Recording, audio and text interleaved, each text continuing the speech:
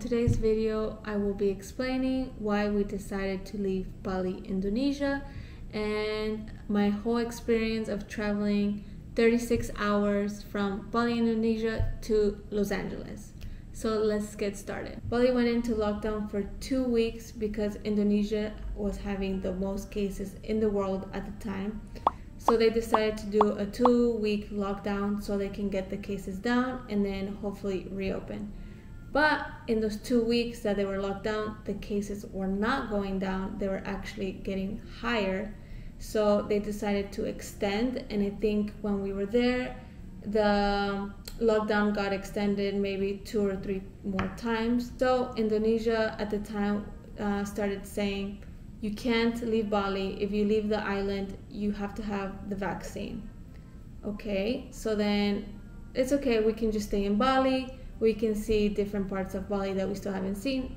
Then they said you can't travel to different towns or villages in Bali. You would have to show a vaccine card. Okay, we can't do that. We'll just stay home. It's fine. We'll wait it out. But 2 to 3 weeks, maybe even a month, we were there. So it's like, okay, we can't leave Bali. We can't go to different parts of Bali. So we're basically stuck in our house. And even if you wanted to get vaccinated, the vaccines that are available in Indonesia are not valid in the US and Europe. So even if we got the vaccine there, if we wanted to travel to the US and Europe, it's not valid. So that's not an option to get vaccinated in Indonesia. So if we wanted to leave, we can't come back because we need a vaccine. So we don't want to get vaccinated at the time. With Indonesia having all these lockdowns and basically we couldn't go anywhere, we decided that we didn't want to be there for the restrictions. We liked how Bali was, that we were able to do basically what we wanted. And seeing Europe, everything was open, and the US open, we decided to come back to the US. So basically after packing all our life up again to go back to the States, before our flight we needed a COVID test.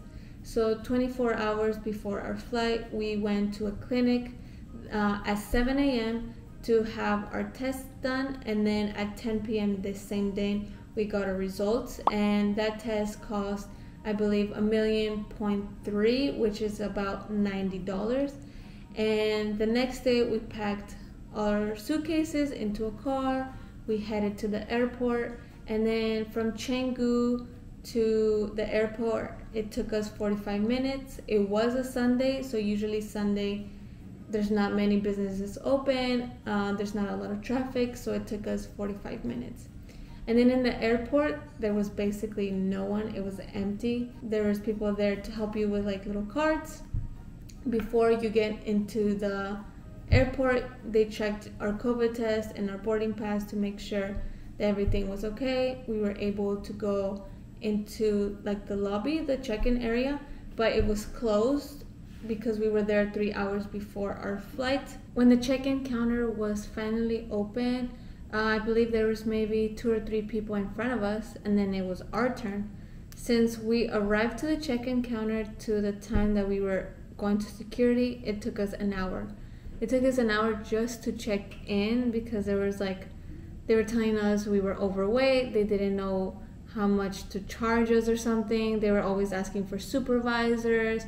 They were telling us our carry-on was not allowed. So then we took a flight from Bali to Jakarta, which was about like 45 minutes to an hour. We had a total of 4-hour layover, and by the time we were checked in and everything, we only had maybe 45 minutes left until our flight started boarding.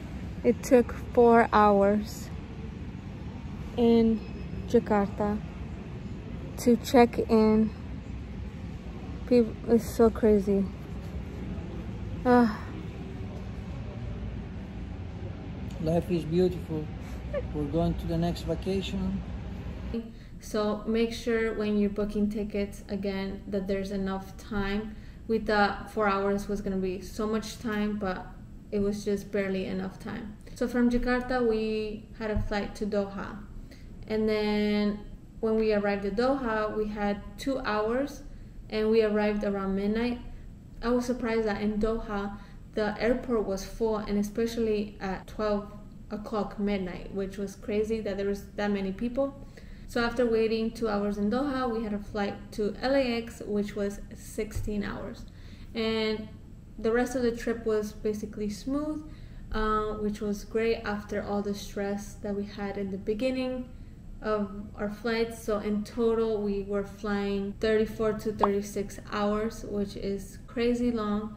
So make sure when you are traveling, make sure you have patience and have all your documents and all the things you may need, because it's stressful and chaotic, so you need patience. After 36 hours from Bali, Indonesia to Los Angeles, we are finally home back in the States, and that was our trip basically. So if you found this video helpful or you have more stories that you want to share, put those down in the comment section, and don't forget to like this video. It really helps me out, and I hope to see you in my next video so you can see the other destination that we are going to be at the next few months. So thanks for joining me, and I'll see you next time.